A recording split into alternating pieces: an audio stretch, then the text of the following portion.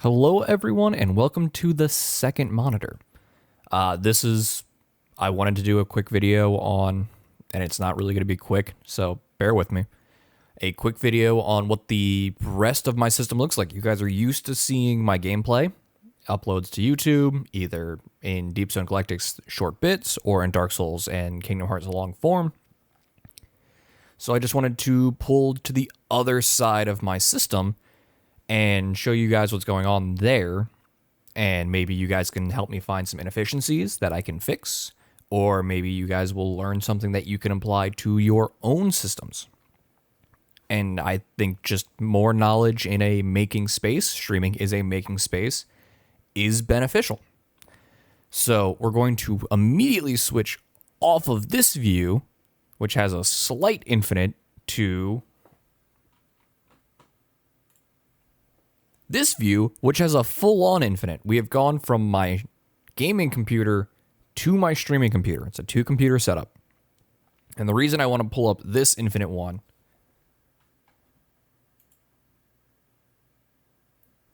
is to open up my settings menu.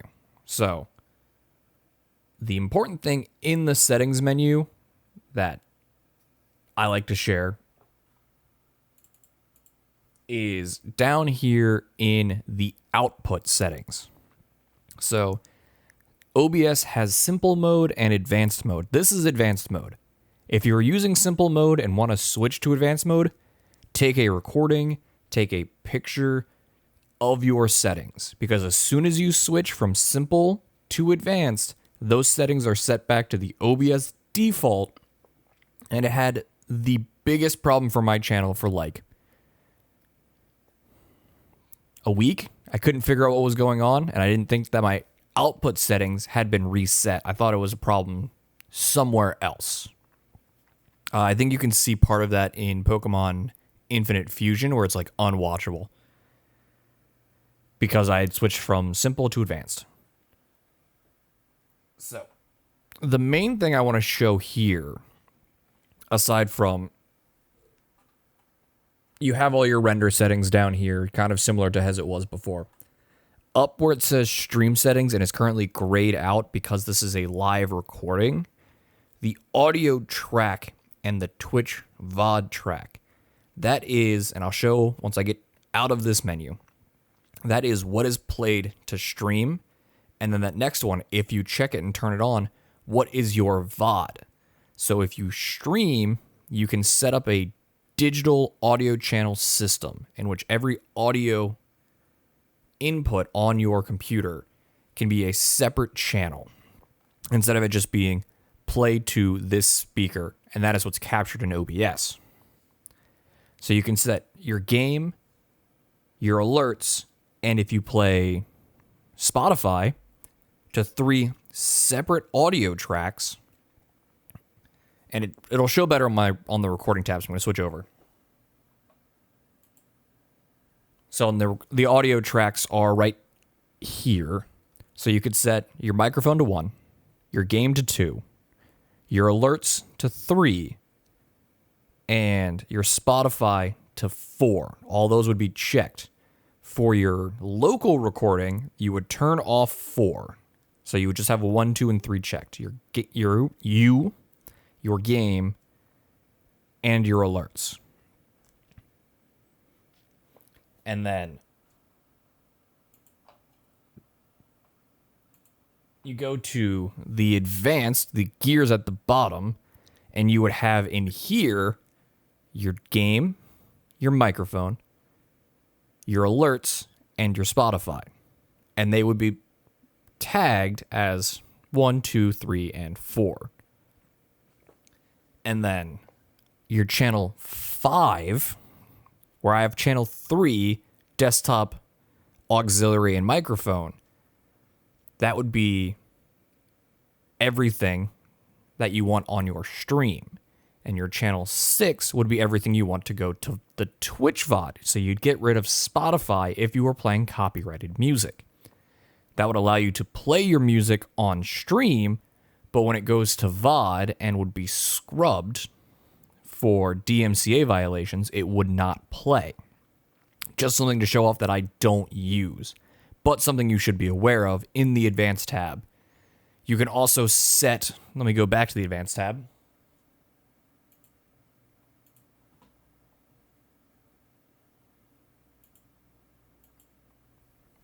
You can also set in your recordings a split function, which gives you the ability to save your file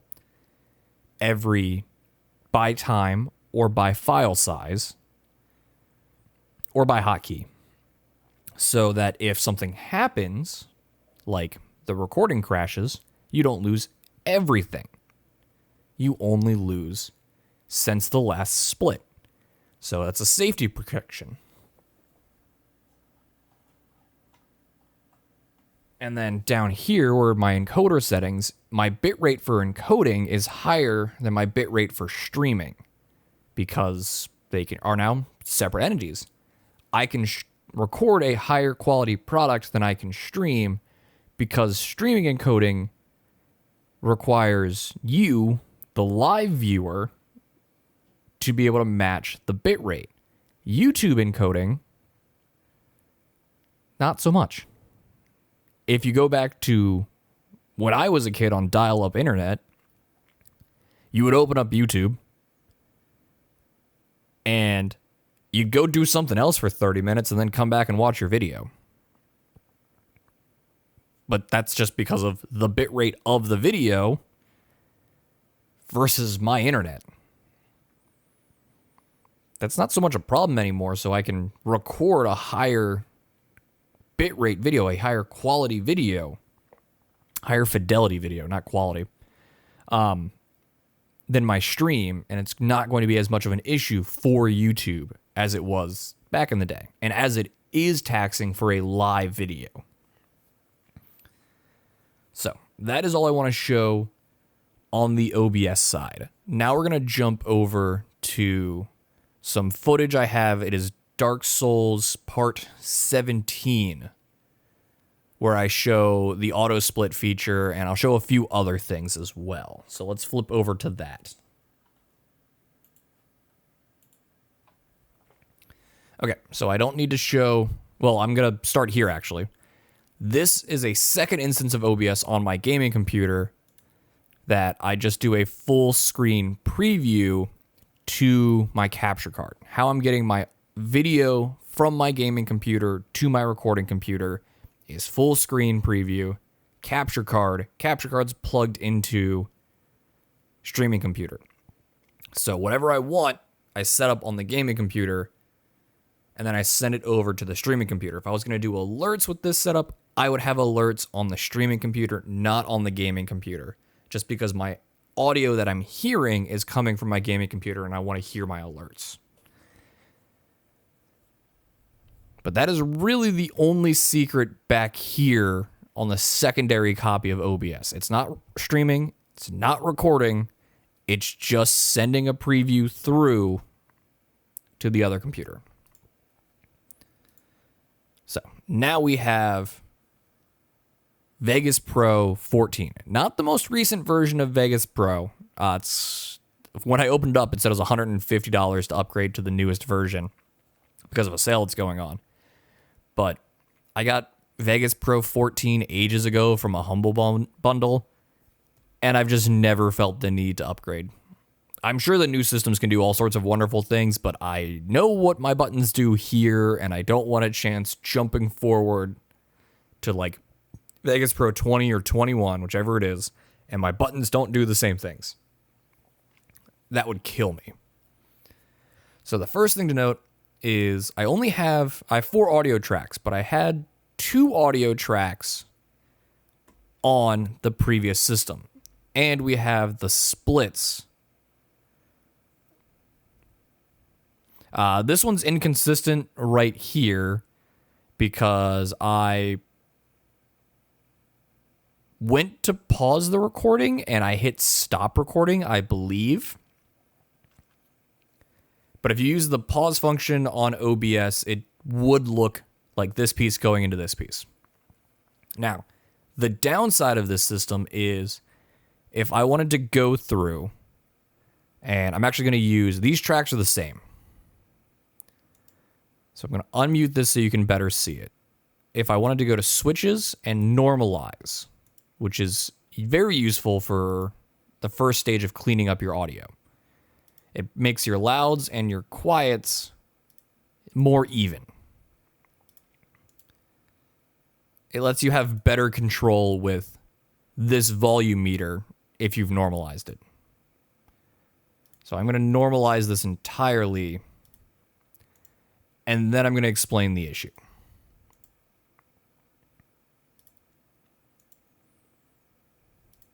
So each one of these segments is normalized versus the sound only within its segment. So it's not the lows for the entire track versus the highs for the entire track. It is just the lows and the highs for that roughly 15-minute segment, which doesn't cause any glaring issues except for right here. This is much louder than it should be because there's really no peaks in here. It's just this steady low noise. So that gets boosted up really high. Now, the way you would actually want to go about doing this in this situation, my unbind from stack hotkey is U. So U, U, U, U, U, U, U, U, U, U, and U. I then click on the top of the stack and just start deleting.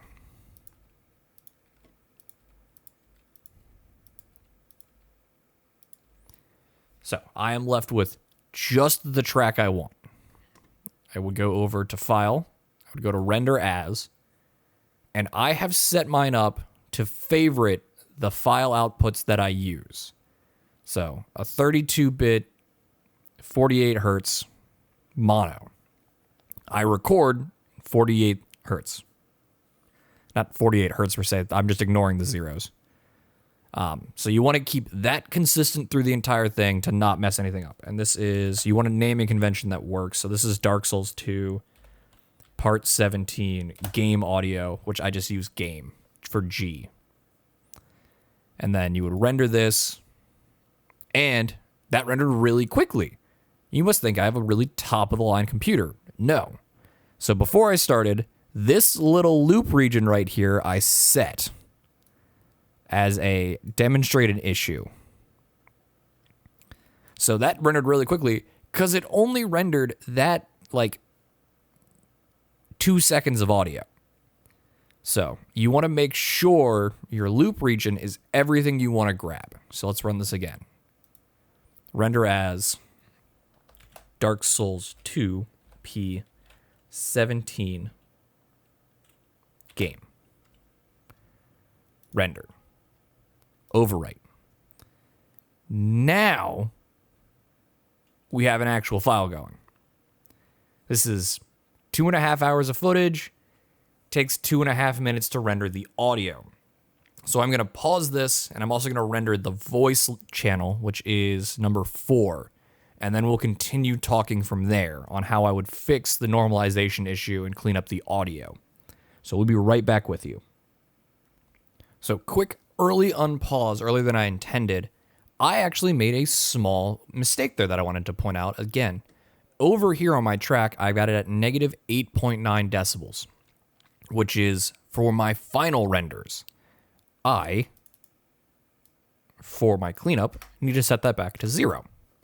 So just a quick pause. If you're using templates like I am, where you set audio channels for what they should be at in the final, when you're doing these preliminary renders to move to an actual audio program to work with, 0. 0 is your best friend. So back to the pause, got to re-render my game track, and then we'll move over to my audio program. Okay, both of my renders are now done. We have reverted this to the original state. The volume is back to where it was at negative 8.9 decibels. Everything is back together in a group. And this track has still been normalized in this program. We will be showing it against what the track looks like normalized as one piece. So let's go ahead and make that. Down here, I've got Studio One open to my template for YouTube, where I just have an equalizer set up that I tuned for voice acting auditions. I use that same equalizer for everything. There is a gate there that is a holdover from when I was using it for voice acting auditions, where I needed a noise gate, but I have a noise gate built into OBS, so I don't need that. So, song import. Let's start with the game one, the one we've been talking about. So, this is our game track. We're going to go through this. I'm going to explain everything as I do it, and then I'm going to show you how quickly you can do it without explaining anything. So, Control A to select all. N to normalize. Shift P to set the loop.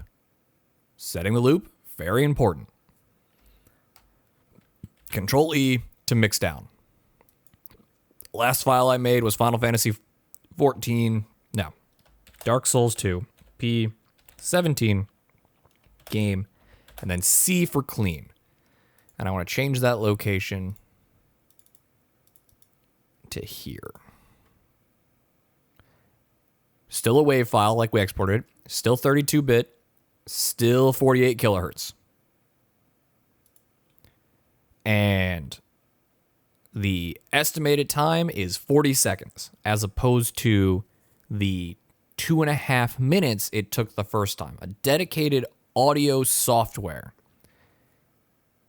will work to clean up your audio much faster than using a video editing software. Now, I can do all of this in Vegas Pro. I would need to open up a second, well, actually, once I did that render, I would just need to put it back into the program. And then I would remake this equalizer in Vegas Pro. But I like looking at this with, my professional audio tools. So that's what I do. Okay. Now we're going to delete this track, and we are going to not say anything, and I'm just going to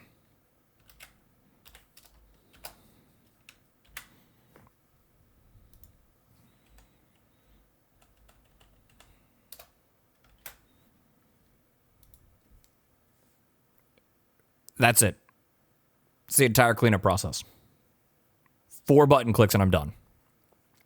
So while this is going, I'll also mention that down here, this is already set to -5.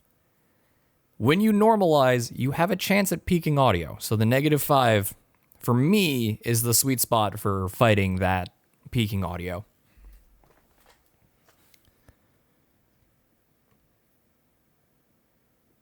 And the voice audio, because there's a lot of this there's no data, it renders so much faster.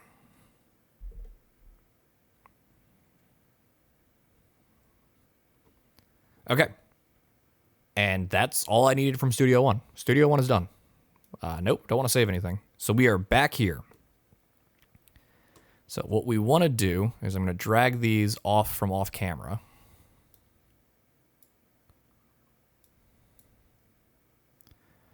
So up in our tray of all of our footage, we now have the clean game and the clean video. So I'm going to break this one off because I want to save it. So going through, unstacking this, and then I want to break the video off because the video is what we're here for. We are trying to make a video after all. And then normally I wouldn't save this track, but like I said, I'm trying to show you the difference between normalizing in segments versus normalizing in a full piece. So game capture goes here. Voice capture goes here. And those are both going to build now.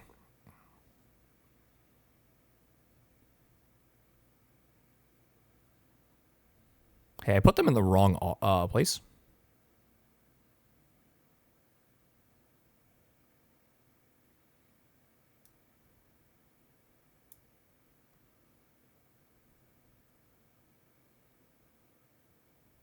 No, I did not. So these tracks look fundamentally different. Like, this brick of audio looks like something completely else, which threw me off. But as you can see, that peak lines up, that peak lines up, that peak lines up. If I zoom in, you can see these peaks are lining up. So these are the same audio tracks.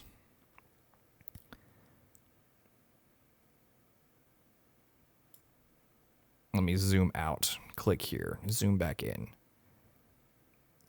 This has turned into something totally different when it's applied to what's going on with the rest of the track for creating normalization. Two completely different outputs. And this looks like it'll sound much more appealing than this.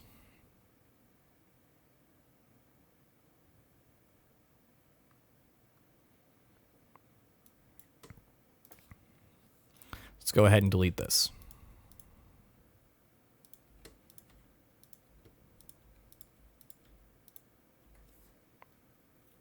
Okay. So, this is what my final product would look like for an export. So for exporting it, it would just be render as. I suddenly have a second option because I can make a video file out of not an audio only piece. So for me, I use Apple ProRes format. I had to specially make this to be 19 by 20, 1080, 30p. That is not a default format I had.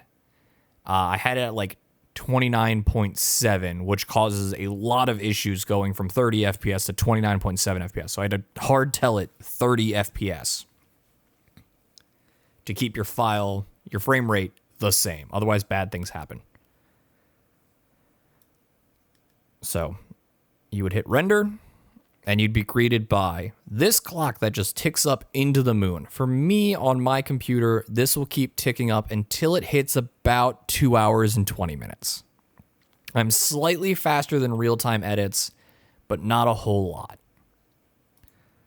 So let's cancel that. What else can you do? That's a full audit. What if you don't want full? What if you want 30-minute clips?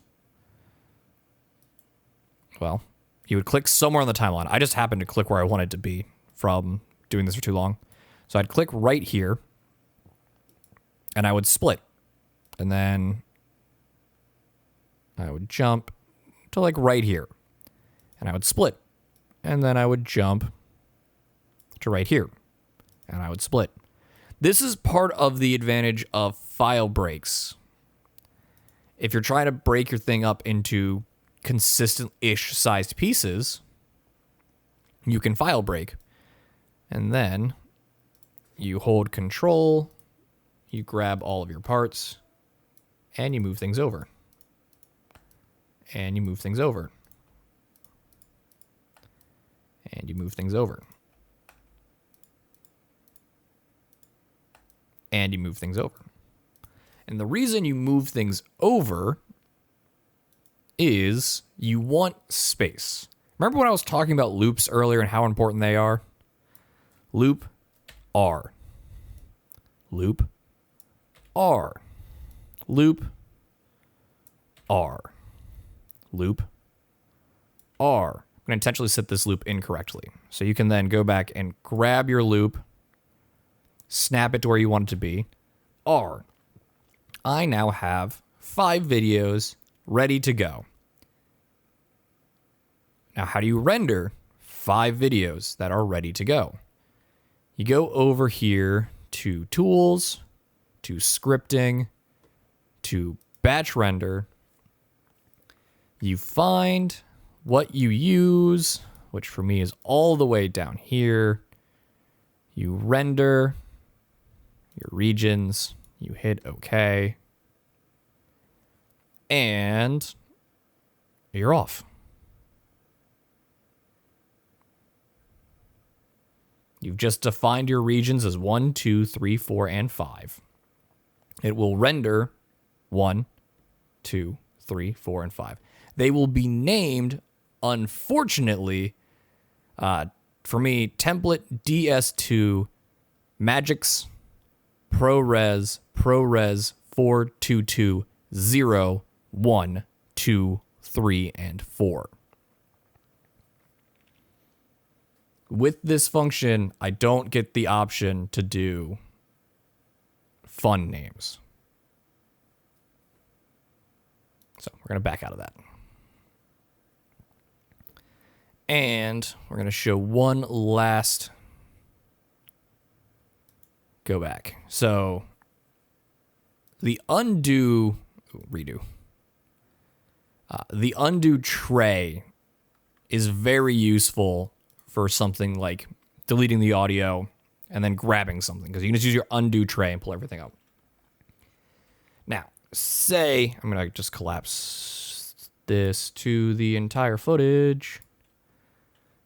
And click over here.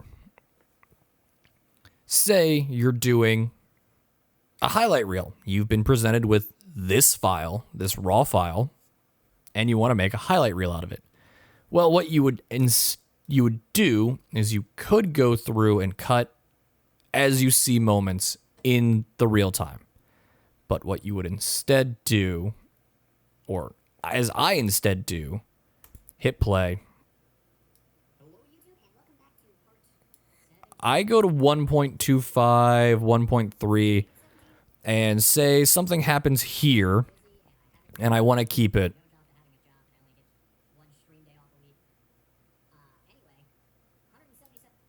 Shut up, nerd. Something happens here, and I want to keep it. Well, this down here, insert marker, M, I now have a flag. Something happens here, and I want to keep it, M. Something happens here, and I want to keep it, M. I then know when I get to the end of this file to jump to right-click, go to flag. Something happened there, and I want to keep it. Okay, I find what I want to keep. And what I want to keep is here to here. I then zoom back out, and I jump to here. And I go, okay, I want to keep... I said something funny, so I want to keep my audio. So I want to go there, and I want to go there. You can use the waveform to figure out what's going on instead of just having to watch the video. Like, you could leave a note on here, funny comment. And I would know around this flag, typically I'm slow on the draw, so before this flag, I said something. So I'd read this waveform and go, oh, I want to keep that. Or I'd go, maybe I started saying it here. But I have the audio muted, so I don't know. Because I don't want to be talking over myself. And then when you're done, you would just delete, delete, delete, delete, delete, delete. Zoom in to give these a little bit of thickness. Control, control, control. Drag it on over. Hit play. First clip. Second clip. If you want to put transitions in there, you would put your transitions in there however you want.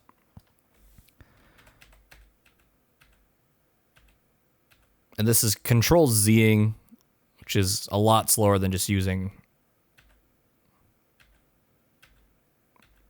the undo tool and its stacks. And that is every trick that I use for editing, recording, streaming. So I'm going to upload this video. If you guys have any other tricks that you use, feel free to share them. If you have any ways that I can improve my system, feel free to share it. And we'll just get better together. So thanks for watching. If you made it this far, have a wonderful day.